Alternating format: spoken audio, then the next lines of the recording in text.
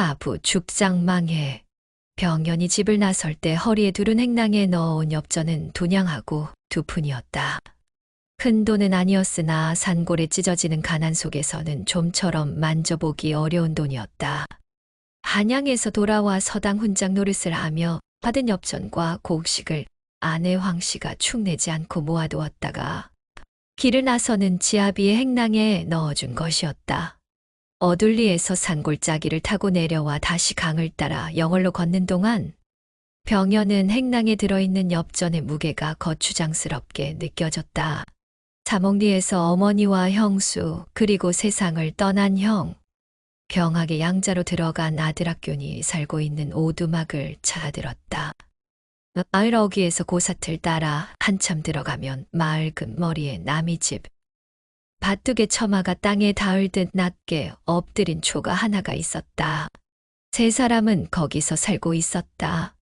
어머니 이씨는 가을거지에 품을 팔기 위해 남의 논에 가 있었고 형수 역시 방아품을 팔기 위해 디딜방앗간에서 땀을 흘리고 있었다. 집에는 이제 4살이 된 아들이자 조카인 학균이 혼자 꼬챙이로 땅바닥을 후벼파다가 아비를 보고 벌떡 일어나 가슴팍으로 달려들었다. 병연은 아들을 끌어안고 한참 동안 그 작은 가슴에서 전해오는 심장의 박동을 느끼고 있었다. 그러다가 그는 이제 조카가 된 아들을 떼어놓고 물었다. 할머니는 어디 계시냐? 어머니는? 학교는 고개를 저었다. 대낮에 아이나 보면서 집에 붙어 있을 정도로 한가한 신세들이 아니었다. 병연은 두냥의 엽전 꾸러미를 아이의 손에 쥐어주었다. 할머니나 어머니가 오시면 드려라. 배고프지 않느냐? 아이는 이번에도 고개를 저었다. 원래 말이 없던 아이였다. 게다가 오랜만에 만난 아비를 아버지라 불러야 할지 삼촌이라 불러야 할지 몰라 더욱 입을 열지 못하고 있었다. 잘 있거라. 할머니와 어머니 말씀 잘 듣고. 병연은 아이를 한 번 더 안아주고 발길을 돌렸다. 울도 담도 없는 집이었다. 마당이 고운 남의 밭둑이었다. 밭둑을 걸으며 뒤돌아보니 4살 배기 학균이 꾀죄죄한 모습으로 마당 가운데 서서 이쪽을 보고 있었다. 아이의 눈에 물기가 있는 듯 느껴져 그는 서둘러 걸었다. 점심때가 지날 무렵 병연은 영월을 지났다. 몇 해 전 백일장에서 할아버지 김익순을 만고의 역적으로 매도하는 글을 써서 장원을 했던 사실을 떠올리자 땅속으로 찾아들고 싶을 정도로 심한 부끄러움이 밀려왔다. 그 글이 과거 보려고 공부하는 학동들의 모범답 안지격인 초집에 실려 공령시의 명문 중 하나로 회자되고 있다는 사실에 이르러서는 이 세상의 모든 책들을 모아 불살라버리고 싶은 불같은 욕망을 느꼈다. 영월의 저작거리를 지나다가 길가 가게의 차일 밑에 쌓여있는 삿갓에 눈이 갔다. 대나무로 만든 삿갓이었다. 비바람을 피하기도 괜찮을 테지만 무엇보다 청천백일하에 부끄러운 자신의 얼굴을 드러내놓지 않아도 된다는 생각에서 그는 삿갓을 샀다. 삿갓 옆에는 마디가 뭉툭한 대나무 작대기도 있었다. 비렁뱅이 행각에 의지할 무엇이 있어야 할 것 같아 작대기도 샀다. 그렇게 하여 남은 2푼의 엽전을 행낭에서 털어보냈다. 삿갓을 쓰고 걸으니 머리둘레를 죄는 테두리 때문에 머리통이 아팠다. 그러나 저녁 무렵 평창 고을에 이르러 다리가 아프고 배고픈 고통을 참기 어렵게 되었을 즈음에는 삿갓이 무게를 잊어버리고 있었다. 병연의 비렁뱅이 행각은 이번이 처음은 아니었다. 여태 전 영월 백일장에서 장원을 한 후 자신이 매도한 김익순이 할아버지라는 사실을 뒤늦게 알고 나서 그냥 숨을 쉬고 살 수 없어 금강산을 찾아 길을 떠났을 때도 거지나 마찬가지 신세였다. 그 후 한양을 가고 오던 길에서도 먹는 것 자는 것 모두 빌어서 해결하기는 마찬가지였다. 따지고 보면 어둘리 산골짜기에서 사는 것도 거지꼴에서 크게 다르지는 않았다. 억척 같은 아내 덕분에 화전이 남아 일구어 겨우 입에 풀칠을 하면서 연명해 왔으나 산골 서당의 훈장이라는 것은 거지에 또 다른 이름이나 진배 없었다. 어쩌다가 얻는 엽전 1-2푼 산골에서 나는 감자나 고구마, 콩과 옥수수 같은 곡식 대박이 훈장이 얻는 수입의 전부였다. 길 가다가 얻어먹을 때의 서러운 마음보다 훈장 노릇하며 학동의 부모들이 던져주는 사례가 더 무참하고 얼굴 뜨거울 때가 많았다. 지난날 금강산이나 한양을 오갈 때도 얻어먹으며 길을 가고 오기는 지금과 마찬가지였다. 그러나 그때는 돌아온다는 기약이 있었고 어디로 가서 어디로 온다는 목표가 있었다. 지금은 아니었다. 갈 곳도 없었고 돌아올 곳 또한 없었다. 삶이 길 위에 내동댕이 쳐진 것이었다. 길 위에 올려놓지 않을 경우 죽음밖에 선택할 그 어떤 길도 없기 때문에 나선 길이었다. 노산 평창고을에 들어섰을 때는 가을 햇살이 쫓기듯 산 너머로 사라지고 초가지붕 위로 피어오르던 밥짓는 연기마저 어둠 속으로 잦아든 때였다. 병현은 가장 먼저 눈에 들어오는 큰 기와집을 찾아갔다. 좋은 음식과 좋은 잠자리를 얻겠다는 기대나 욕심 때문이 아니었다. 기왕이면 먹고 살만한 집안의 양식을 축내는 것이 빌어먹는 사람의 도리라는 생각 때문이었다. 지금까지 걸식 경험으로 미루어 고래등 같은 풍모의 부잣집에서 밥 한 술 얻어먹을 가능성은 찌그러진 농사꾼의 초가집에서 걸끄러운 기장밥 한 술 얻어먹을 가능성에 비하여 절반도 안 되었다. 부잣집 행랑보다 농가의 봉당이나 헛간에서 시풀하기를 이불 삼아 밤이슬을 피하는 것이 마음과 몸 모두 편했다. 편한 길을 제쳐두고 마음이 거부하는 부잣집 대문부터 두드려보는 것은 바로 그 빌어먹는 놈의 도리 때문이었다. 멀리서 볼 때는 지방 고을마다 한두 채씩 있는데 가련히 짐작했다. 토호나 조상음덕을 우려먹는 양반의 후손들이 틀고 사는 데 가는 고을마다 한두 채씩 있었기 때문이다. 그러나 가까이 가서 보니 집이 풍기는 정취가 고아하여 범접하기 어려운 기품을 뿜어내고 있었다. 집주인은 필시 벼슬길에서 물러나 향리로 돌아온 왕년의 고관대작이거나 수많은 문도들을 거느린 거유일 것이라는 느낌이 왔다. 대문이 열려 있었다. 삿갓을 벗어들고 열린 대문 안으로 고개를 디밀었다. 이상한 정막이 흐르고 있었다. 대문 안 양쪽에 행랑채를 오가는 일꾼 하인배들이 있었으나 고개를 숙인 채 바쁘게 갈 길을 가고 있을 뿐 서로 말을 건네는 사람은 없었다. 중문도 열려 있었다. 중문 안쪽의 사랑채 마당에도 갓쓰고 도포까지 차려입은 사람들이 몇 명 보였으나 그들 또한 유령처럼 서성거리고 있을 뿐이었다. 니시오? 차려입은 행색으로 보아 이 집의 집사 같아 보이는 중년의 사내가 앞을 막아서며 물었다. 과객이 올시다. 과객이면 그냥 지나가시오. 오늘은 재워드릴 수 없소이다. 혹시 제삿날입니까? 대문을 열어놓은 것을 보니 귀신을 맞을 준비가 되어 있는 듯하군요. 조상의 혼백을 맞을 때 따라온 잡기도 물리치지 아니하고 대접하는 것이 육아의 도리인데 항차 살아있는 자를 내쫓아야 되는 이유라도 있습니까? 이 사람이 집사는 귀찮다는 표정이었다. 제삿날도 아니고 과객을 내쫓자는 것도 아니오. 그러나 귀신을 들이기 위해 대문을 열어놓은 것은 맞소. 바로 염라왕의 차사들이오. 그럼 맞소.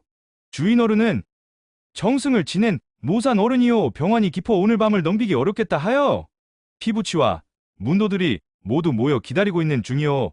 그러니 과객을 재워 드리기 어렵겠다는 말이오. 알았으면 가보시오. 집사는 돌아서려고 했다. 병현은 서둘러 그의 발길을 잡았다.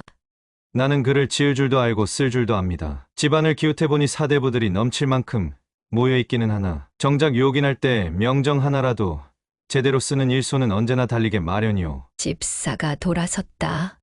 병현의 행색을 한 번 더 유심히 뜯어보더니 한숨을 섞어 말했다. 들어오시오. 집사는 오른쪽 행랑채의 맨 가운데 방으로 병현을 안내했다. 행랑채 이기는 하나 방은 크고 깨끗하게 정돈돼 있었다.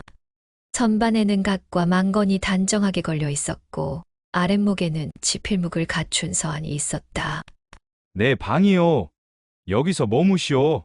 잠시 뒤하인 한 사람이 소반에 국밥 한 그릇을 내왔다. 새벽에 쫓기듯 어둘리를 떠난 이후 종일 굶은 배에 따뜻한 국밥 한 그릇이 들어가자 위가 경련을 일으켰다. 산이 무너지는 것처럼 피로가 몰려왔다. 술을 마시지 않았는데도 잠이 온몸을 덮쳐왔다. 오랜만에 꿈에 시달리지 않고 잠잘 수 있을 것 같았다. 몸은 파김치가 되면서도 정신은 하얗게 맑아오는 불면의 밤이 오늘은 없을 것 같았다. 죽음도 잠처럼 파도처럼 덮쳐올 것인가 그런 생각을 하다가 경연은 잠속으로 빠져들었다.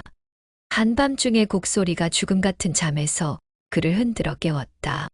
드디어 염라왕의 차사가 이 집을 방문했구나 하고 다시 잠을 청하려는데 이번에는 그리 쉽게 잠을 이룰 수 없었다.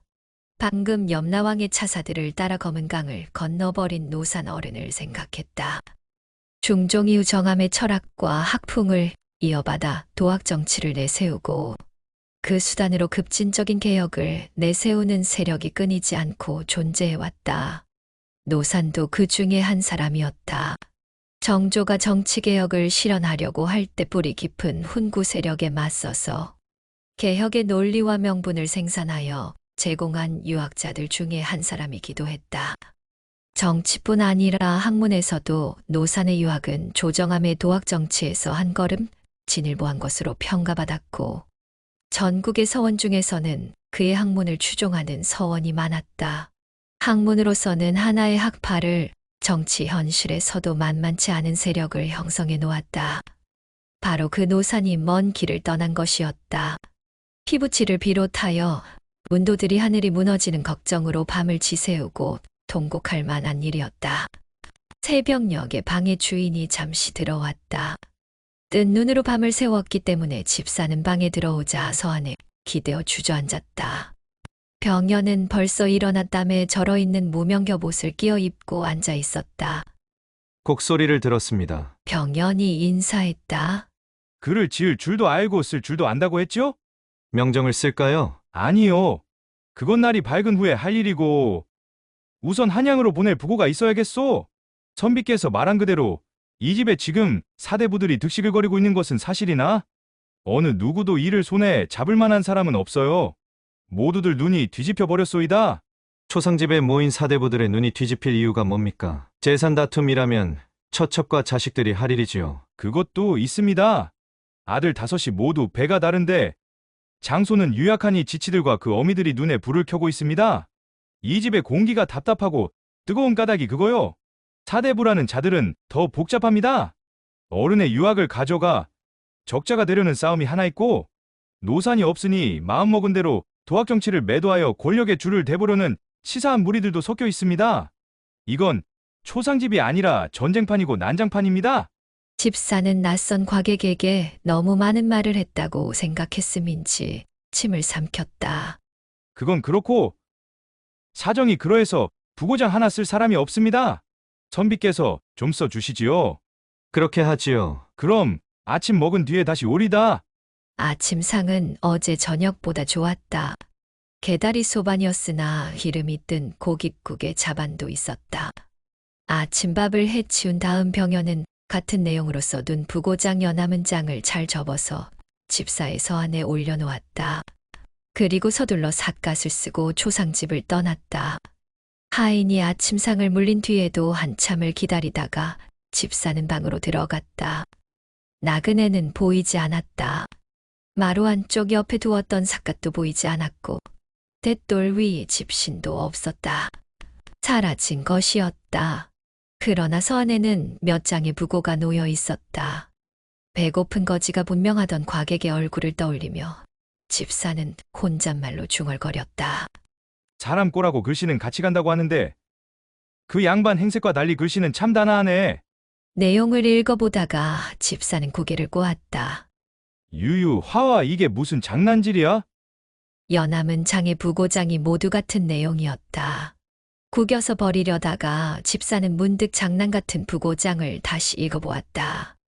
버들유 꽃화 이어서 읽으면 버들버들 꼿꼿이 되고 아하 부들부들하다가 꼿꼿해졌다. 기가 막히구먼. 어른이 돌아가실 때 부들부들 떨다가 명주를 놓은 사실을 어떻게 알았을꼬? 이 부고장을 보냈다가는 맞아 죽겠지? 그러나 버리기는 아까운 걸작이야. 그 선비 다시 과객으로 찾아오면 밤새도록 술이나 함께 마셔야지. 그러나 다시 오지 않겠지? 집사는 나그네가 써놓고 간 부고장을 잘 접어 고리짝 속에 깊이 감추었다. 처음부터 금강산으로 가려고 했던 것은 아니었다. 길을 나서고 보니 저절로 발길이 그쪽으로 향하게 되었을 뿐이었다. 스스로 뿌리를 뽑아버린 인생이 금강산 말고 딱히 갈 곳이 있을 턱도 없었다. 그렇다고 금강산에서 누가 부르는 것도 아닐 터. 서둘러 걸음을 재촉할 까닭도 없는 것이어서 병연의 행보는 갈지자를 그리며 헤매다가 겨울의 초입에 이르러서야 양양 땅에 닿았다. 그동안 헤어진 집신을 버리고 스스로 집을 꼬아 집신을 엮어 쉬는 것이 벌써 6번째였다. 그 외에는 떠나올 때의 행장 그대로였다.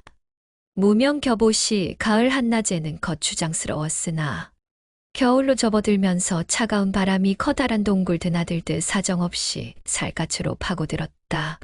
계곡의 맑은 물과 시원하게 널브러진 바위를 만나면 떼절고 땀으로 끈적거리는 무명 겹옷을 벗어 휘휘 저은 후 바위에 말려 입었다. 그래도 이는 떨어지지 않았다. 처음에는 양지 바른 곳에 앉아 이를 잡고 석회를 훑어냈으나 날이 가면서 이들과 친해져서 한 몸이 된 듯 동행했다. 옷을 벗어보면 새까맣게 이똥이 도배를 하고 있었고 살찐 이들이 겁도 없이 뒤뚱거리며 걸어 다니고 있었다. 상투 속에도 이들이 한 살림을 차리고 있어 간혹 길을 걷다 보면 문득 옷깃이나 땅바닥으로 떨어지는 놈도 있었다. 이와 더불어 하룻밤 미슬과 서리를 피하기에 가장 만만한 장소는 그래도 서당이었다. 웬만한 고을과 마을에는 크고 작은 서당이 없는 곳이 없었다. 훈장들은 대게 찢어질 듯이 가난하여 나그네를 맞아줄 도량이 남아있지 못하였으나 그래도 문자를 들어 문답하고 고금의 성현을 거론하면 내쫓지 못하고 침식을 제공했다. 서당이 없는 산간을 지날 때는 어김없이 숨어있는 산사와 암자를 찾으면 역시 식은 밥과 불기 없는지 대방에라도 지친 몸을 늘 수 있었다. 양양은 큰 고을이 아니었다. 그러나 설악의 비범한 준봉들을 병풍처럼 누르고 청정옥수 남대천을 끼고 앉아보기만 해도 가슴속이 시원해지는 고을이었다. 해걸음의 동구의 장승 앞에 발길을 멈춘 병연은 서당이 어느 곳에 있는지 가늠해 보았다. 대개 서당은 마을 한가운데에 저작거리를 끼고 있는 것이 보통이어서 육감으로 찾아가면 적중할 때가 많았다. 그러나 양양에서는 좀처럼 서당이 있는 곳을 찍을 수 없었다. 문득 남대천을 끼고 조금 높은 언덕 위에 높이 솟아있는 기와집 한 채가 눈에 들어왔다. 문전박대를 받을 때는 받더라도 오늘은 저 집에서 신세를 져야겠다고 작정한 병연은 오래 떠나 있던 제 집을 찾아온 것처럼 주저없이 대문 앞에 섰다. 대문을 몇 번 두드리자 안에서 집신 끄는 소리가 났다. 하인인 듯한 늙은이 한 사람이 시름겨운 표정으로 문을 열고 내다보았다. 니시우, 과객이 올시다. 하룻밤 쉬어가게 해주십시오. 노인은 고개를 저었다. 딱하오만 안 되겠습니다. 겉보기에 집은 덩그러니 고래등 같지만 안에는 사람이 없습니다. 사람이 없으면 그 더욱 잘된 일입니다. 저리 큰 집을 사람 없이 비워놓았는데 사람이 쉬지 못한다면 짐승이나 귀신이 쉬어갈 집이라는 거요. 들어가 보겠습니다. 병연이 억지로 밀고 들어가자 노인은 뒤에서 하면서도 한사코 말리지는 않았다. 대문을 들어서니 횡하니 드넓은 마당이 나왔다. 마당에는 달빛이 쏟아져 내려와 있었다. 마당 건너편에 높은 축대 위에 안채가 있었고 안채에 이어 대문을 향하여 튀어나온 사랑에는 난간도 있어 제법 운치를 살린 집이었다. 사랑의 난간 위에 이 집 주인인 듯한 사내가 서 있었다. 웬 사람이냐? 사내의 목소리는 격한 울음으로 갈라진 듯 쉬어 있었다. 사람이 없어 쉴 곳이 못 된다고 말렸는데도 부득부득 우기고 들어오시는뎁시오. 사람이 없다니. 나는 사람이 아니란 말이냐? 주인마님, 이 서방은 왜 아직도 여기서 머물고 있는 거냐? 지금 당장 떠나라. 손님은 내가 대접할 테니까. 그러나 이서방으로 불린 노인은 주인의 엄명에도 불구하고 어디로 떠날 기세가 아니었다. 올라오시지요. 주인은 섬돌 아래로 내려와 손님을 데리고 안채로 안내했다. 노인의 말대로 안방에도 사랑에도 주인 남자와 노인 두 사람 말고는 사람이라고는 보이지 않았다. 등잔에서 동백기름 타는 구수한 냄새가 줄인 창자를 자극했다. 주인의 이름은 백환이라고 했다. 35쯤으로 보이는 백환이는 통성명으로 수인사를 나누자마자 서둘러 물었다. 얼마나 머무실 생각이십니까? 머물다니요. 내일 날이 밝으면 떠납니다. 어디로 가시는 길인가요? 갈 곳이 있는 걸음이 아닙니다. 그저 떠도는 것이지요. 이서방이 저녁상을 차려왔다. 식은 밥 한 덩이에 김치 한 종지가 전부였다. 이 집에는 이것이 전부입니다. 박대한다. 생각 마시고 많이 드십시오. 병연이 식은 밥 한 덩이를 물에 말아 삼켜 버린 후 궁금했던 이를 물었다. 칫솔들은 다 어디 가고 이리 적적하게 살고 계십니까? 묻기를 기다렸다는 듯이 사내가 대답했다. 다 흩어버렸습니다. 오늘 낮에 노복들에게 재산을 처분하여 노자 주어 내보냈습니다. 그랬는데 저 노인이 나도 모르게 돌아와 있었군요. 늙은이들은 고집이 세서 말을 잘 듣지 않습니다. 집안을 풍비박산으로 흩어버리고 혼자 불맞은 짐승처럼 집을 지키고 있는 까닭이 무엇입니까? 집을 지키고 있는 것처럼 보이시오. 아닙니다. 이까지 쓸모없는 덩어리 지킬 이유가 없습니다. 고동이 껍데기를 버리고 떠나가듯이 집이라는 것은 벗어버리면 그만입니다. 왜 벗어 버리려고 합니까? 나같이 떠도는 사람이 할 말은 아니지만 사람들은 좋은 집에서 피부치들과 정을 나누며 살기를 바랍니다. 따지고 보면 그것이 전부지요. 그 전부를 나는 이렇습니다. 갑자기 주인 사내의 목소리가 격해졌다. 이 고을의 원이라는 자가 한 달 전에 부임해 왔습니다. 그 작자에게 21살 처먹은 아무 쓸모없는 아들놈이 하나 있습니다. 이놈이 내 내자를 동무들과 작당에 와서 밤중에 볼을 씌워 늑탈해 갔습니다. 그뿐이 아닙니다. 천지간에 하나뿐인 금쪽 같은 딸아이. 아직 세상을 모르는 3살배기 갓난아이입니다. 이 아이까지 업어갔어요. 나에게는 껍질만 남겨놓고 다 훔쳐 가버린 겁니다. 내자가 동해안을 통틀어 절색이라고 소문이 나 있었거든요. 아들놈이 그 지경이면 압이라도 정신이 들어 있어야 할 텐데 압이라는 자는 한술 더 뜹니다. 몇 번이나 찾아가 신고하고 간청해도 들은 척도 안 합니다. 되레 내 내자가 환양기가 동하여 젊은 자식 놈의 앞길을 망쳐놓았으니 그 감당을 하라고 으름장입니다. 이런 죽일 놈들이 어디 있습니까? 잠시 숨을 돌리고 나서 주인은 말을 이었다. 오늘 밤이 마지막입니다. 이승에서 사는 것도 마지막이고 이 집이 이 모습으로 서 있는 것도 마지막입니다. 어떻게 하실 생각이십니까? 생각하고 자실 것도 없습니다. 내일 새벽에 이 집을 불태우고 동원에 들어가 그 천하에 개보다 못한 아비와 자식놈을 그냥 놔둘 수 없어 숨을 끊어 놓을 작정입니다. 그런 후 나도 세상을 하직할 예정입니다. 저들을 죽이거나 죽이지 못하거나 나는 죽김의 일반이니 이 한스러운 집을 이 자리에 남겨놓을 까닭이 없습니다. 그래서 노복들을 니리 흩어버리고 마지막 준비를 하는 중이었습니다. 주인 백환이는 담담하게 얘기를 마치고 속이 시원하다는 표정이었다. 주인과 나그네는 각자 깊은 상념에 빠져 서로의 존재를 잊어버렸다. 동백기름만 가끔 지지지 소리를 내며 타고 있었다. 사람 목숨의 가벼움이여.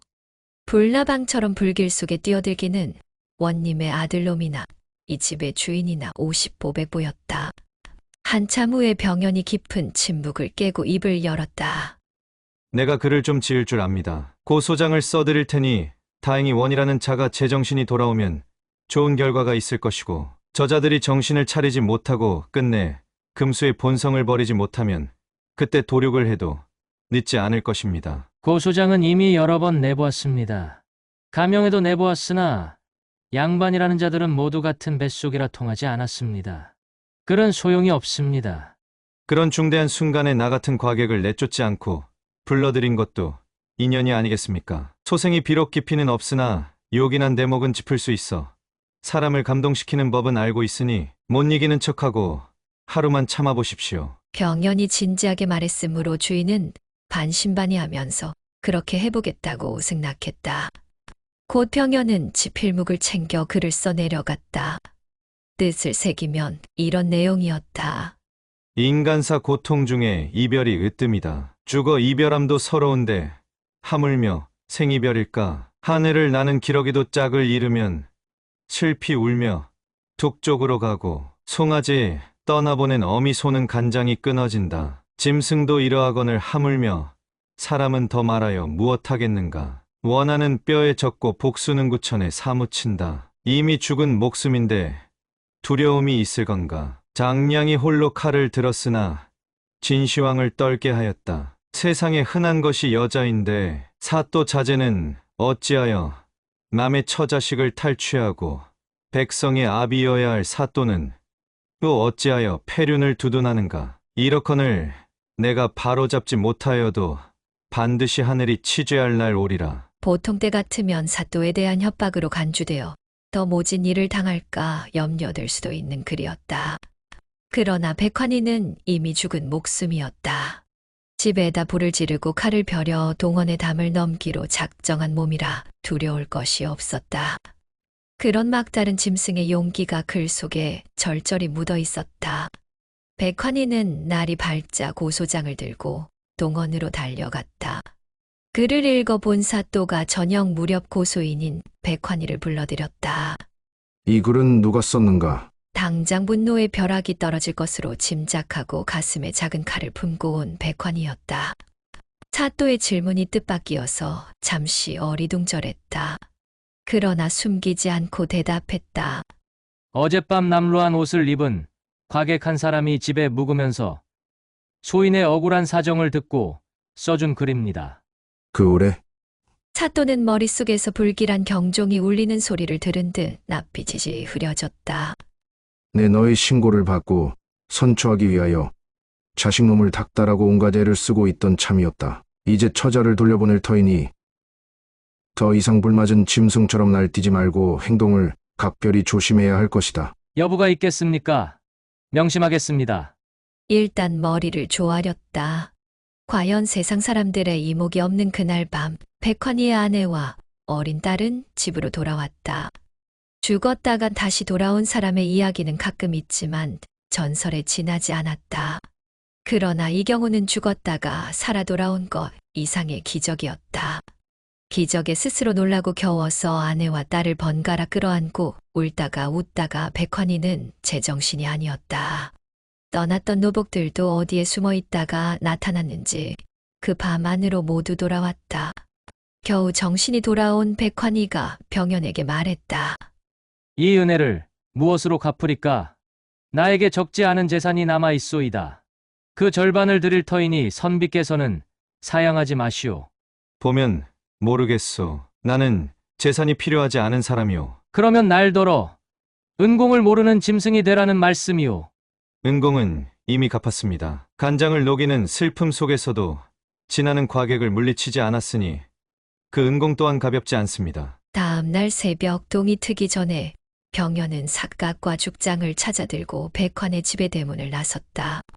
그가 대문을 막 나서는데 뒤에서 황급하게 따라오는 발소리가 있었다. 주인 내외였다. 우리를 다시 살게 하였으니 그 은혜는 땅을 다 덮고도 모자랍니다. 바로 어젯밤 내자도 혀를 깨물고 죽기로 작정하였답니다. 그러다가 다시 살아났으니 염라국에 갔다가 되돌아온 것보다 더하지요. 노자라도 가져가십시오. 두 사람은 무거운 엽전 꾸러미와 솜을 두툼하게 넣은 겨우로 단벌을 보자기에 싸서 내밀었다. 병연은 엽전 꾸러미에서 몇 양의 돈을 집었다. 솜옷은 입고 가시라는 백환의 부인의 간청을 이기지 못하고 갈아입었다. 땀냄새 나는 자신의 옷은 안주인이 벗어두시면 깨끗하게 빨고 손질해서 다음에 오실 때 드리겠다고 했으나 지금은 따뜻한 옷이 좋지만 봄이 오면 다른 옷이 있어야 한다. 내년 봄까지 이곳으로 돌아온다는 기약을 할 수 없다는 말로 사양하고 백낭 속에 구겨 넣었다.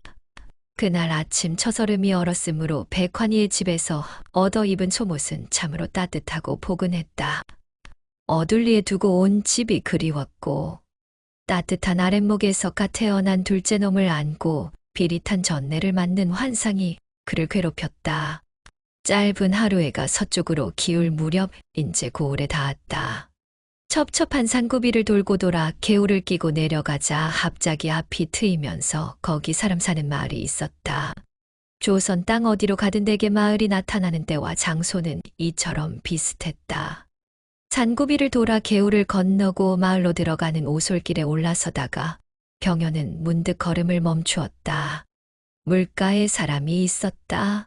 잠이 든 것인지 고단하여 잠시 쉬려고 누웠는지 꼼짝하지 않고 누워 있었다. 가까이 가서 보니 거지였다. 거지는 죽어 있었다. 거지들 중에는 혼자 다니는 사람도 있고 때를 지어 다니는 거지들도 있다. 이 사람은 혼자 비럭질을 하고 다니다가 병이 들었는지 지쳐서 그랬는지 누운 채로 숨이 멎은 것이었다. 아마 지친 몸에 병이 들어 생명줄을 놓고 말았던 것이리라. 거지의 얼굴만 보아서는 나이를 짐작할 수 없었다.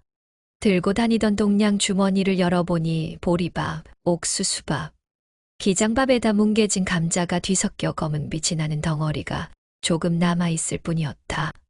걸망에는 쌀과 잡곡이 뒤섞인 양식도 몇 돼 들어 있었다. 얻어온 밥을 다 먹지도 못하고 죽었으니 배고파 죽었다고 말하기는 어려웠다. 주름투성이의 얼굴에는 고통의 흔적은 없었다. 주름의 고랑 속에는 오히려 지금 죽어서 차라리 편하다는 엷은 미소가 보일 듯 말 듯 고여 있었다. 병현은 죽은 거지 남자의 옆에 쭈그리고 앉아 그 얼굴을 들여다보고 있었다. 언젠가 그날 자신이 바로 이 모습으로 마을 입구나 산골짜기의 풀숲에 누워있는 모습이 떠올랐다. 이 사람은 오늘 새벽이나 한낮에 여기 이 자리에 쓰러진 듯 시신은 아직도 깨끗한 편이었다. 그러나 내일이면 썩기 시작할 것이고 파리가 꼬일 것이다. 밤사이에 짐승들이 찢고 뜯어 사람의 모습을 찾기 어렵게 될 것이다. 병현은 행랑을 풀어헤치고 그 속에서 먹과 붓과 작은 벼루를 찾아냈다. 작게 접어 잘라놓은 종이도 한 장 꺼냈다. 개울에서 떠온 물로 먹을 갈고 작은 글씨로 종이 위에 생각을 풀었다. 부지여성 불신명. 성이 무엇인지 이름이 무엇인지 모르는데 하처청산 자고향. 어느 청산이 너의 고향인가? 승친부부 헌조일. 아침이면 파리떼가 썩은 몸에 덤비고 오환고온 조석양. 석양의 까마귀는 외로운 혼 조상하여 울고 가네. 일척단공 신우물. 남긴 것은 짧은 지팡이 하나, 수승잔미 걸시양. 그리고 구걸하여 모은 쌀 몇 대가 전부네. 기어전촌 제자배. 앞마을 사람들에게 부탁의 말씀드리네. 휴례일괴 엄풍상. 한삼택이 흙으로 모진 풍상이나 막아주소. 쓰기를 마치자 다시 읽어본 후 곱게 한 번 접어 시체의 손바닥에 올려놓았다. 앞마을의 눈밝은 사람들이 해가 지기 전에 시체를 발견하고 처리해 주기를 바라는 수밖에 없었다. 그러나 그 기대도 부질없는 일임을 확인하는 일이 벌어졌다. 개울가에서 마을로 들어가는 넓은 길에 올라서자 마을에서 거지 한 사람이 이쪽으로 달려오고 있었다. 그 뒤를 마을의 아이들이 여남은 명이나 떼를 지어 거지를 쫓고 있었다. 아이들은 돌멩이를 던지고 욕을 하며 육박해왔다. 돌멩이 대신 논바닥에서 흙을 뭉쳐덩어리를 만든 후 거지에게 던지는 아이도 있었고 몽둥이를 휘두르며 소리를 지르는 아이들도 있었다. 거지가 넘어져 아이들에게 잡히는 날에는 맞아 죽거나 아니면 치명적인 상처를 입게 마련이었다. 병현은 걸음을 빨리 했다. 거지가 공포에 젖은 얼굴로 스쳐 지나가자 병현은 대나무 작대기를 두 손으로 잡고 길 가운데 버티고 섰다. 달려오던 아이들이 몇 걸음 앞에서 급히 멈추었다. 아이들은 삿갓 속의 얼굴을 보지 못하니 어떤 사람인지 알 수 없었다. 알 수 없다는 그 사실이 아이들에게 무서움을 주는 듯 몇몇은 뒷걸음질을 치기 시작했다. 아이들에게 반격할 기회를 주면 일이 꼬이게 된다. 병녀는 와! 하고 기합을 넣으며 죽장을 휘두르고 앞으로 내달았다. 그러자 아이들은 걸음아 날 살려라 하고 도망치기 시작했다. 아이들 중에는 67살짜리 어린 녀석도 있었고 16살쯤 되는 큰 놈들도 있었다. 모두 행색이 꽤 죄죄한 것으로 미루어 농사꾼의 자식들로 보였다. 하나하나 뜯어놓으면 순박하고 어리석은 놈들인데 어쩌다 때를 지어 힘없는 거지에게 공격의 욕구를 발산할 때는 악마 새끼 같은 본성을 드러내는 것이었다. 이 썩은 엑스지에서 나온 놈들아. 거지만도 못한 놈들아. 네 애비 어미가 빌어먹다 줄여 죽을 놈들아. 아이들의 뒤통수에 대고 욕설을 퍼부었다. 한참이나 욕설을 퍼붓고 나니 치밀어 오른 분노가 반쯤은 가라앉았다. 병녀는 개울가의 시체 옆으로 돌아왔다. 자신이 써놓았던 시를 도로 거두어 행낭 속에 넣었다. 우선 시체를 개울 건너 산 밑으로 옮겨야 할 텐데 들어보니 뜻밖에도 무거웠다. 그때였다. 시체의 두 발을 잡고 함께 들어 올리는 손이 있었다. 삿갓을 올리고 머리를 들어보니 조금 전 쫓기던 거지였다. 병연이 시체의 어깨 쪽을 잡고 거지가 두 다리를 잡아 개울을 건너 산 밑으로 옮겼다. 웬만큼 큰 물이 져도 괜찮을 만한 곳에 평평한 땅이 있었다. 소나무 가지를 꺾어 흙을 팠다. 거지도 납작한 돌멩이를 호미처럼 사용하여 열심히 흙을 팠다.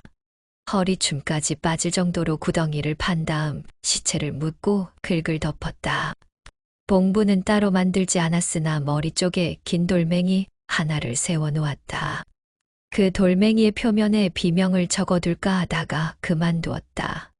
먹으로 쓴 글씨는 새벽이 새도 씻겨 내릴 것이고 씻기지 않은들 어쩌자는 것인가. 왕후장상의 무덤도 부질없는 것인데 하물며 이름도 모르는 거지 무덤이미랴. 병연이 개울물에 땀을 씻어내고 물에 젖은 발을 말리며 개울가에 앉아 있자 거지가 옆에 와서 앉았다. 찬찬히 뜯어보니 이제 20 안팎의 젊은 남자였다. 빌어먹는 사람들의 세계에서도 한 가지 불문율이 있었다. 화류계에서 그러듯이 고향이나 이름을 묻지 않는다는 것. 그 중에서도 특히 왜 거지가 되었느냐는 질문은 절대 금기였다. 거지는 어깨에서 걸망을 내리더니 시루떡 한 덩어리를 꺼냈다. 어느 잔치집에서 얻어온 것이 분명했다. 거지는 그것을 두 쪽으로 가르더니 한쪽을 내밀었다. 병연은 고맙다는 신용을 하고 그것을 받아 먹었다. 그렇게 맛이 좋은 떡을 먹어본 일은 처음이었다. 보답을 하기 위해 병연이 행낭을 끌렀다. 전에 입던 겹옷 한 벌이 구겨진 채로 나왔다. 병연은 자신이 입고 있던 속옷을 벗었다. 그런 다음 전에 입던 무명 겹옷을 걸치고 속옷은 거지에게 주었다. 받을 수 없습니다. 거지가 처음으로 입을 열어 사양했다. 거지에게 어울리지 않는 옷이었고 빌어먹는 일에 장애가 되는 옷이기도 했다. 그러나 지금은 겨울의 초입이다. 움막이나 굴 속에 숨겨두었다가 밤중에 한기를 막을 수는 있지 않겠는가. 한사코 사양하는 거지에게 옷을 던져주고 병연은 일어났다. 이 마을에서 신세를 지기는 글러스므로 서둘러 걷지 않으면 어두운 산속에서 밤을 새울지도 모르기 때문이었다. 왜 사람들은 살기도 어렵고 죽기는 더 어려울 때 금강산을 찾는 것일까? 만산홍엽의 불길이 녹아내려 물빛마저 붉게 타고 있는 금강천을 내려다보면서 병연은 망연했다.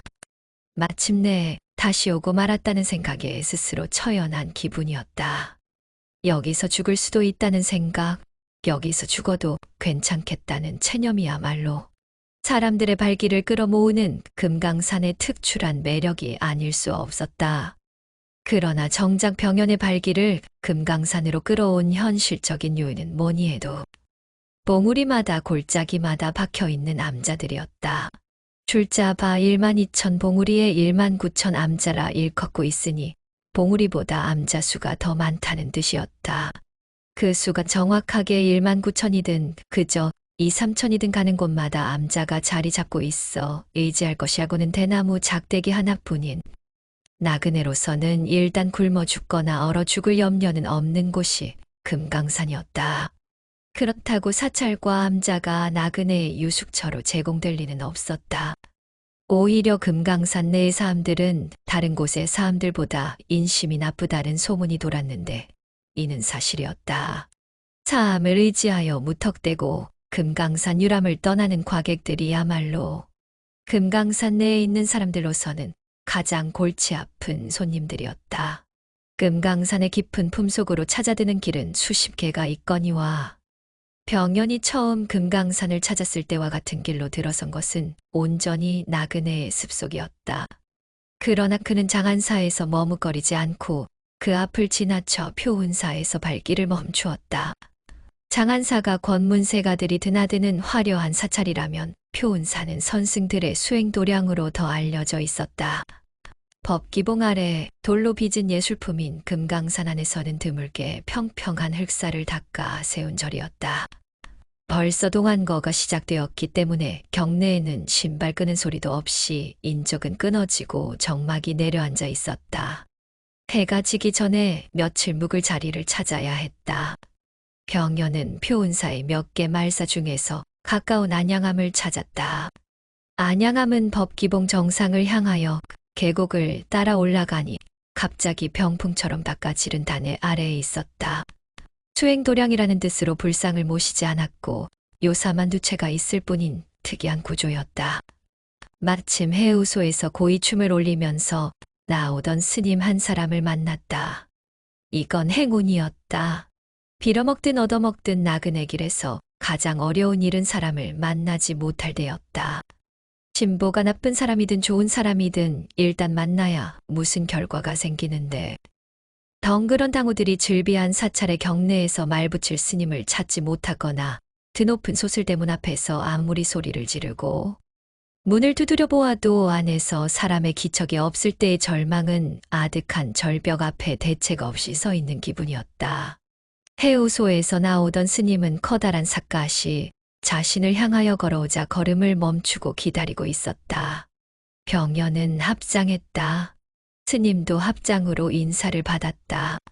산에서 길을 잃은 중생입니다. 어딜 가려던 길인데요? 그걸 모릅니다. 그래서 길을 잃었다는 것이지요. 정말 길을 잃으셨군. 따라오시오. 안양암은 선방 한 채와 요사 한 채로 이루어진 암자였다. 해우소만 벼랑 가까이 따로 떨어져 있을 뿐 채공간도 요사체에 붙어 있었다. 요사체는 4개의 방으로 구획되어 있었는데 스님은 맨 오른쪽에서 두 번째 방에 병연을 안내했다. 산속에서 길을 잃었으면 뱃속이 비었을 터인데 안 됐소. 공양대가 한참이나 지난 데다. 공양주 보살님도 잠을 자러 본사로 내려가 버렸으니 영각 없이 쫄쫄 굶게 되었소. 견딜 수 있겠소? 어떤 날은 아침부터 종일곱기를 입고 산 적도 많았습니다. 오늘은 아침에 배를 채웠으니 그나마 허광스러운 날입니다. 듣고 보니 마음이 좀 놓이기는 합니다. 차를 다려놓았으니 이것으로라도 고품을 달래보시오. 스님은 법명을 법기라고 했다.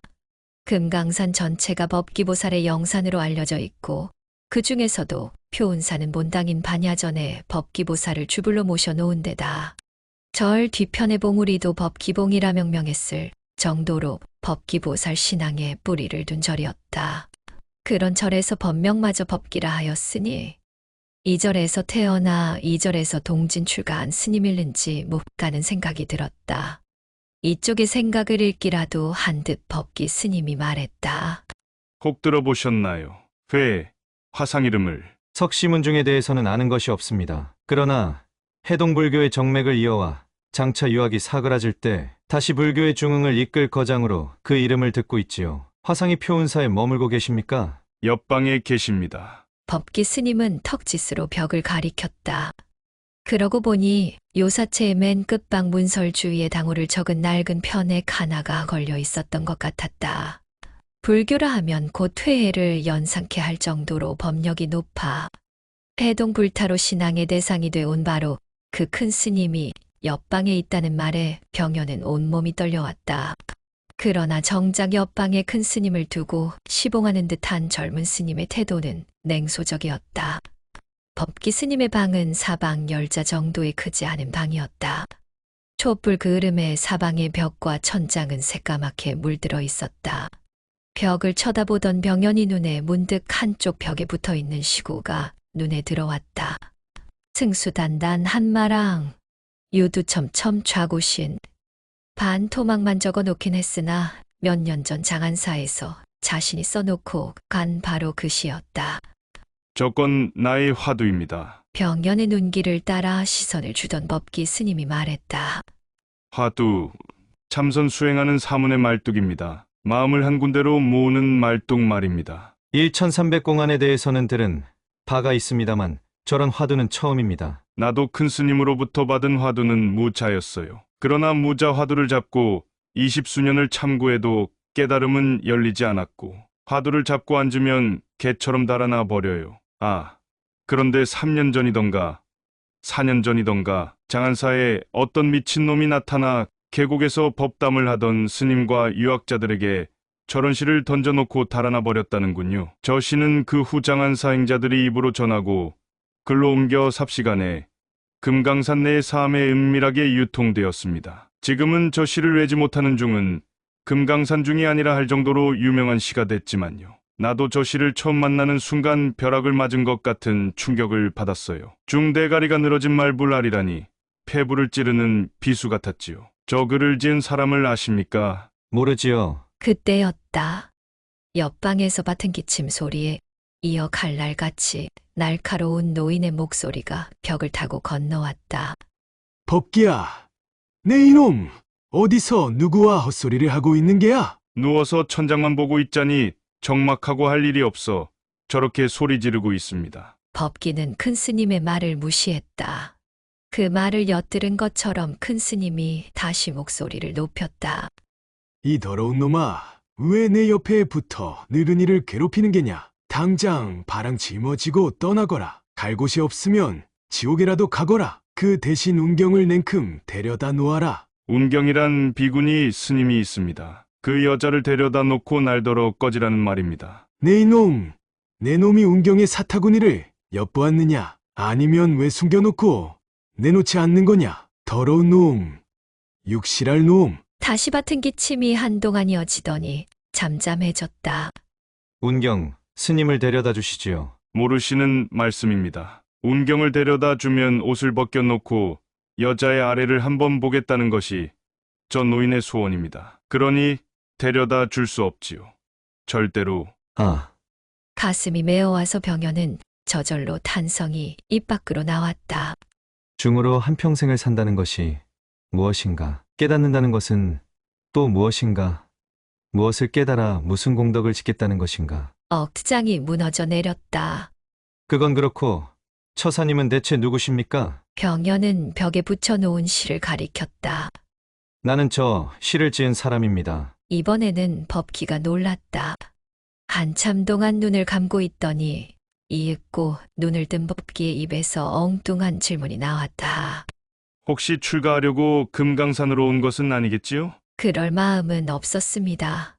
그러나 질문을 받고 보니 내 마음속 깊은 곳에 출가의 중으로 살고 싶은 마음이 아주 없었던 것도 아니었음을 알겠습니다. 그러나 옆방의 큰 스님 이야기를 듣고 나니 중으로 한평생을 산다는 것이 얼마나 잘못된 일인지 새삼 깨닫게 되었습니다. 맞습니다. 법기는 무릎을 쳤다.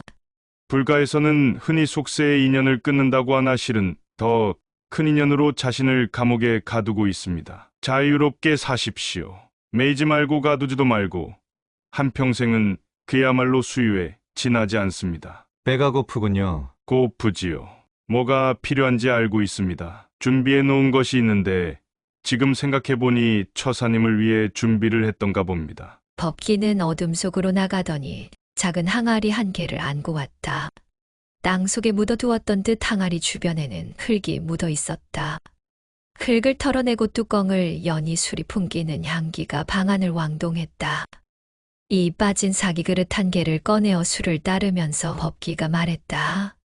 눈치가 빠르면 절에 가도 새우젓을 얻어먹는다는 속담이 있지요. 처사님은 선방에 가서 술을 얻어먹을 정도로 환영받을 분입니다. 그러나 절에 머물지는 마세요. 스쳐가면서 말보랄 같은 경고를 흘려놓으세요. 많은 불자들이 처사님의 경고에서 큰 깨달음을 얻을 것입니다. 나처럼 말이지요. 금강산의 밤은 깊어가고 있었다. 회해 큰 스님은 잠을 이루지 못하고 가끔 고함을 질렀으나 어느 누구도 관심을 보이지 않았다. 법기와 병연은 항아리 속에 술을 아끼고 또 아끼면서 천천히 마셨다. 술이 두어 잔 들어가 빈속이 채워지고 몸이 따뜻해지자 갑자기 병연의 입이 열리고 말이 많아졌다. 우리 같은 거지들의 세계에서도 지켜야 할 금도가 몇 가지 있소이다. 그중 하나가 지난날 무엇을 하고 살았느냐, 고향이 어디냐 묻지 않는 것이오. 하긴 거지가 옛 시절 얘기를 늘어놓으면 그걸 누가 들어주겠소. 한 가지로 절에서도 출가한 스님들이 서로 예시를 묻지 않는다고 하더이다. 산문을 들어갈 때 속진을 다 털어버리라는 가르침 때문이라 짐작합니다. 거지와 사문들만 그런 것은 아닙니다. 창기들도 옛 이야기를 묻지도 말하지도 않습니다. 간혹 털어놓는 옛 이야기는 흥을 돋우기 위해 꾸며낸 것들이라지요. 지금 이 방 안에는 거지와 중이 있으니 창기만 있으면 옛날을 잊어버린 세 부류의 인간이 다 모인 셈이겠구먼. 마침 창기가 빠졌으니 금도를 허물어도 큰 허물이 되지는 않겠습니다. 내가 먼저 이야기할까요? 법기는 눈을 감고 생각을 추스르더니 자신의 몸과 마음을 빚어 낸 인연을 털어놓았다. 부모가 누군지 모릅니다. 표운사 말사 중 하나인 정양사 공양주방에서 태어났다는 말도 있고, 어느 봄날 법당 앞마당에 귀촉도가 하도 슬피 울기에 행자가 나가보니 강보에 쌓인 아기가 울고 있었다고도 합니다. 아비와 어미에 대한 온갖 추측이 지금까지도 산중에 떠돌고 있습니다. 산승과 비구니가 함께 빚었다고도 하고, 공양주 보살이 큰 스님의 대를 이은 것이라고도 합니다. 한양대갓집 마님이 아이를 점지해달라고 디도드리러 와서 호련히 아이를 뱃속에 담기는 하였으나 낯뜨거워 차마 나와서 안고 가지는 못하고 내질러 놓은 후에는 황망하게 버리고 갔다는 소문도 있습니다. 한 가지 확실한 사실은 회의 화상이 진실을 안다는 것입니다. 내가 화상을 시봉하며 표운사 언저리를 떠나지 못하고 있는 것도 화상이 열반을 앞두고 한마디 일러줄 것을 기대하기 때문입니다. 그 일이 그렇게 궁금하오? 처사님의 시구를 화두로 삼아 붙여 놓은 것도 내 출생의 어지러움을 잊고자 함이었습니다. 그러나 그것을 풀지 않고는 한 발짝도 앞으로 나가지 못하겠습니다. 금강산을 떠나고 싶은데 그것이 내 발목을 붙들고 있습니다. 이번에는 처사님 차례가 되었군요. 병연은 한 사내의 이야기부터 시작했다. 서북에서 태어났다는 이유만으로 출세의 길이 막혀 좌절의 울분을 달랠 길이 없던 한 사내의 이야기였다. 이름은 홍경래였다. 그 홍경래와 운명이 얽혀 불운하게 참수당한 김익순의 이야기와 김익순을 탄핵하는 글로 백일장에서 장원했던 시골 청년의 뒤틀려버린 삶을 담담하게 늘어놓았다. 몇 해 전 금강산을 찾았다가 장안사에서 만난 선비의 권유로 한양에 올라가 이미 끊어진 출세의 다리를 이어보려고 쓸데없이 노력하다가 끝내 좌절한 대목까지 무르르 틀려보냈다. 우리 둘 사이에 또 하나의 공통점이 있군요. 처사님은 시를 쓰고 나는 불경을 웰 줄 안다는 것이 그겁니다. 시를 지을 줄 아는 사람은 때로는 시 속으로 들어가 숨어버리고, 불경을 웰 줄 아는 사람은 때로는 불경 속에 들어가 숨어버립니다. 그러나 아주 숨지는 못하고 곧 청천백일하의 모습을 드러내고 말지요. 미친놈, 법기야. 말을 아껴라. 옆방에서 큰 스님의 고함 소리가 들렸다.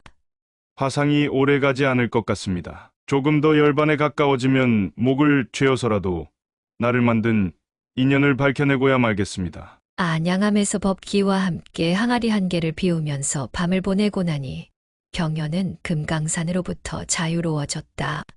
늘 마음속에 있던 것은 금강산 그 자체가 아니라 금강산 봉우리마다 골짜기마다 은거하고 있는 그 많은 도사들과 스님들과 유학자들이었다. 그들이 알고 있는 우주 만물과 인생살이의 비밀을 나만 모르고 살다가 세상을 떠나게 될지도 모른다는 불안이 꿈에도 금강산을 동경하게 된 근본 원인이었다. 그러므로 금강산을 생각하면 그의 영혼은 자유롭지 못했다. 그러나 안양암 묘사체에서 회해 노장의 기침 소리를 안주 삼아 하룻밤 곡차를 마시며 보낸 다음 날 아침, 그는 여태까지 자신을 속하고 있던 사슬이 풀리고 영혼이 비로소 자유를 얻은 것 같은 기분이었다. 금강산은 더 이상 그를 올가매지 못했다. 아침에 해우소로 가기 위해 문을 열고 나오니 천지에 하얀 눈이 덮여 있었다. 아침 공양을 마치고 대중방에서 나오는 경연에게 법기가 다가와 말했다. 금강산에서 살고 있는 금강산의 주인들만 금강산의 은밀한 몸을 볼 수 있는 때가 이 계절입니다. 화류계에 떠도는 계집을 품어본 사내들이 저마다 그 여인을 안다고들 하지만 실은 아무것도 모르지요. 기둥서방만 혼자서 알고 있는 계집의 은밀한 몸과 혼백을 잠시 스쳐가는 사내놈들이 알 까닭이 없지요. 금강산도 그러해서 산속에 살고 있는 우리들에게 은밀하게 보여 줄 비철을 숨겨놓고 있었던 것입니다. 개골산의 모습을 다 보고서야 비로소 금강을 얘기할 수 있으나 시인 묵객들이 유람하기 좋은 계절에만 빠끔 들여다보고 가서 절구를 읊고 기행을 씁니다. 다 헛것입니다. 어제까지 붉은 단풍으로 화려하게 치장하고 있던 산이 하룻밤 사이에 긴 눈을 뒤집어 쓰고 있으니 저녁 딴판에 새 세상에 온 듯한 느낌이었다. 이승과 저승의 갈림길에서 헤매다가 발을 삐끗하여 저승으로 넘어와 버린 듯한 착각이 들 정도였다. 그나저나 발목이 잡혔습니다. 첫눈이 오고 나면 며칠 계속 퍼부어 아예 기암들을 눈 속에 파묻어버리고서야 그치는 것이 이 산에 눈 오는 풍습인데 처사께서는 가지도 오지도 못하는 신세가 되고 말았습니다. 가야지요. 자칫하면 미끄러지거나 눈 속에 묻힌 절벽을 헛디뎌 불기의 객이 되고 맙니다. 딱히 갈 곳도 없지 않습니까? 그러니까 가야지요. 행을 두르고 삿갓을 머리 위에 올렸다. 법기가 방으로 들어가더니 덧벗어난 켤레를 가지고 나왔다. 집신 속에 이거나 신으세요. 눈 속에 오래 걸으면 동상으로 발이 썩어가는 수가 있습니다. 고마웠다. 형 병아가 살았으면 법기와 동갑쯤 되었을 것이다. 그 형은 어디로 갔기에 한 번 가서는 소식이 없는 것일까? 삿갓을 젖히고 아득한 하늘을 쳐다보던 병현은 법기에게 머리 숙여 합장했다. 명심하십시오. 어찌됐든 이 철에 금강산에 들어온 사람은 봄이 되기 전에는 나가지 못합니다. 계집에게 빠진 사내가 어느 정도 세월이 흘러야 정신을 차리는 것과 같은 이치입니다. 눈이 많이 와서 오도가도 못하게 될 지경이면 안양암으로 돌아와 다리를 푸십시오. 기다리겠습니다. 눈물이 나게 고마운 말이었다. 그러나 병현은 알고 있었다. 나그네는 떠나야 한다는 것, 흘러야 한다는 것을. 머뭇거리던 법기가 비밀을 털어놓듯 조심스럽게 말했다. 실은 아침에 시를 하나 지었습니다. 처사님을 언제 다시 뵐지 기약이 있는 것도 아니어서 계실 때 대꾸를 받아놓고 싶었습니다. 마룻장에 걸터앉아 법기가 펼쳐놓은 종이에는 이런 글이 적혀 있었다. 백척다남 개수와 백척 붉은 절벽 개수나무 아래 찌문 구불 향입게 오랜 세월 찾는 이 없어 살인문은 닫혀 있었는데 금조오루 시선과 오늘 아침 문득 지나가는 시선을 만났으니 한악가남 걸굴에 암자로 학을 불러 시 한 수를 청하네. 병현이 읽기를 마치자 법기가 어느새 지필묵을 옆에 가져다 놓았다. 병현은 거침없이 써내려갔다. 촉촉첨첨 괴괴기 우뚝우뚝 뾰족뾰족 괴이하고 신기한 모습. 인선신불 공감이 사람도 신선도 부처님도 놀라겠네. 평생 시위 금강서 평생 소원이 금강산을 읊으려 했더니 급도 금강 불감시 이제 금강산에 이르고 보니 시는 막히고 탄식만 나오네. 법기 스님의 예상과는 달리 첫눈이 내린 다음 며칠 동안 계속 눈이 퍼부어 검은 바위가 깨끗하게 흰옷으로 갈아입고야 직성이 풀린다던 금강산의 매운 성깔은 나타나지 않았다. 오히려 겨울이 오다가 저만치 물러가는 듯 착각이 들 정도로 며칠 동안 포근한 날씨가 계속되어 햇볕이 들지 않는 후미진 곳을 제외하고는 눈이 모두 녹아버렸다. 덕택의 병현은 표훈사에서 마하연까지 큰 어려움 없이 걸었다. 마하연 본사를 그냥 스치고 지나 백운대를 바라고 올라가다가 관음 봉중턱의 만회암에 닿았다. 원래 목표는 수미암으로 올라갈 작정이었으나 길이 워낙 험하여 조금 발길을 옮겨보다가 결국 포기하고 방향을 바꾸어 만회암으로 찾아든 것이었다. 사람들이 편하게 찾아갈 수 있는 곳. 그래서 속인들의 내왕이 작고 기름져 보이는 암자보다 기왕이면 수행의 틀이 잡혀 있는 곳에서 묵고 싶은 욕망 때문에 병현은 나름대로의 잣대를 가지고 암자를 골랐다. 자신이 찍은 암자의 주인 화상이 넉넉한 마음씨를 가졌기를 바라면서 만회함의 암주는 쉰이 가까운 나이에 쭈글쭈글 주름이 많은 얼굴이었다. 눈 밑에 기름이 붙어 축 처진 모습이 마음씨 넉넉한 스님의 모습은 아니었다. 지나가던 나그네 올시다. 합장으로 인사를 건넸으나 먼 산봉우리를 바라보며 이쪽으로는 눈길도 주지 않은 채 대답했다. 지나가구려. 극락으로 가는 길을 아시거든 가르쳐 주시지요. 그 길을 알면 내가 가지. 왜 여기 서서 거지와 상대하고 있겠나? 하룻밤 묵어가게 해 주십시오. 그 또한 공덕이 아닙니까? 아따. 그거지 유식하네. 내 공덕 지어주러 여기까지 오셨다. 고마우나 사양하겠네. 오늘은 공덕 지을 일 없어. 그리고 자네 머리 위에 그 물건 좀 벗어보게. 병연이 삿갓을 벗어들자 이쪽의 얼굴을 찬찬히 뜯어보던 암주가 혀를 차며 말했다. 비럭질도 때와 장소가 있는 법이네. 자네 눈에는 중들이 할 일이 없어. 이 깊은 산속에서 고생을 자초하고 있는 것으로 보이는가? 그건 모르겠습니다. 묵을 곳이 없으면 공양 드시고 남은 식은 밥 한 덩이라도 주시지요. 적선을 하십시오. 없어. 묵을 곳도 먹을 것도 여기는 없네. 아래쪽에 기름진 절에나 찾아가 보시게. 더 말을 걸어봤자 소용없는 일이었다. 그러나 큰일이었다. 날은 저물었고 내려가는 길은 군데군데 눈이 쌓여 있어 몹시 미끄러운 길이었다. 달도 없었다. 그냥 돌아가다가는 무슨 변을 당할지 예측하기 어려웠다. 병연은 암주와 입씨름을 포기하고 돌계단을 올라가 법당 앞에 섰다. 누렇게 금칠을 한 비로자 나불이 태평하게 미소를 띠고 앉아 있었다. 불상 앞 보료 위에는 필사한 금강경이 펼쳐져 있었다. 그리고 경전 옆에는 시주를 기록하기 위해 백지를 접어 만든 큼직한 책자가 있었고 벼루에는 먹물도 남아 있었다. 이처럼 친절하게 길을 가르쳐 주시니 뭐라 보답할 길이 없습니다. 가진 것도 없고 다만 글을 지을 줄 아니 몇 자 적어놓고 가겠습니다. 마음대로 하시게. 거지가 글을 짓는다니 마침내 말세가 오기는 온 모양이구먼. 그러나 암주는 호기심까지 감추지는 못하고 병연이 쓰는 글을 어깨 위에서 내려다보고 있었다. 탑상 피금불. 단 위에 앉은 저 금부처는 하사 감중년. 무슨 일로 무덤 속에 앉은 것처럼 시름겨운가. 차사 승풍아. 중에 나쁜 행실을 보다 못해 태길 기석이 날 잡아 서쪽으로 돌아가려고 하네. 붓을 놓자 암주가 멱살을 잡았다.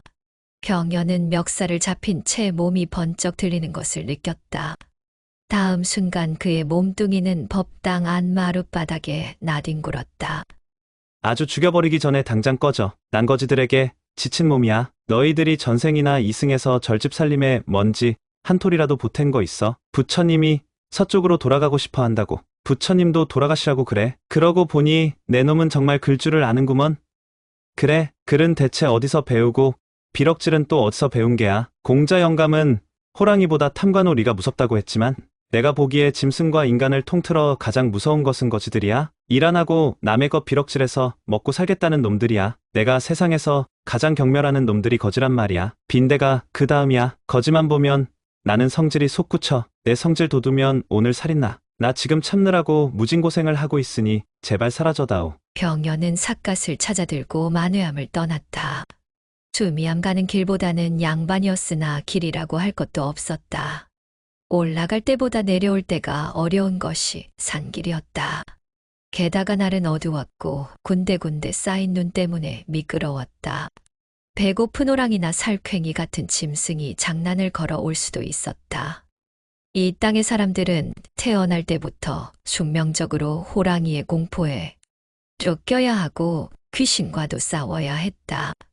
병연은 귀신도 호랑이도 두렵지 않았으나 어둠 속에 산 길은 무서웠다.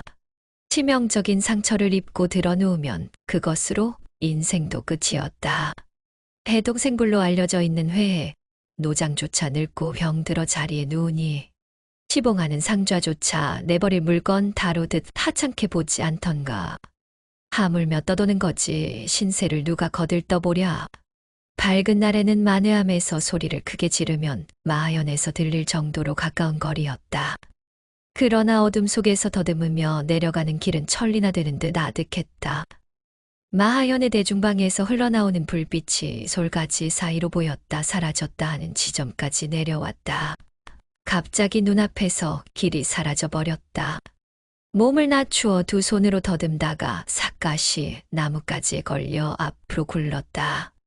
삿갓을 잡으려고 몸을 앞으로 굽히는 순간 몸뚱이가 허공에 떴다. 허공에 뜨더니 날카로운 바위가 살을 찢었다. 뼈가 부서지는 소리가 들린 듯했다. 몇 번이나 바위에 부딪히면서 구르다가 겨우 멈추는 순간 병현은 정신을 잃어버렸다. 정신을 차렸을 때는 새벽이었다. 금음달이 100군데 허리에 걸려 있었다. 통증보다 참기 어려운 것은 한기였다. 아직 죽지는 말아야 한다. 본능이 시키는 대로 입술을 악물고 일어서 보려고 했으나 체온이 떨어져 덜덜 떨리는 몸을 가누기는 어려웠다. 그는 조금씩 배밀이로 기어서 마하연 본사에 도착했다.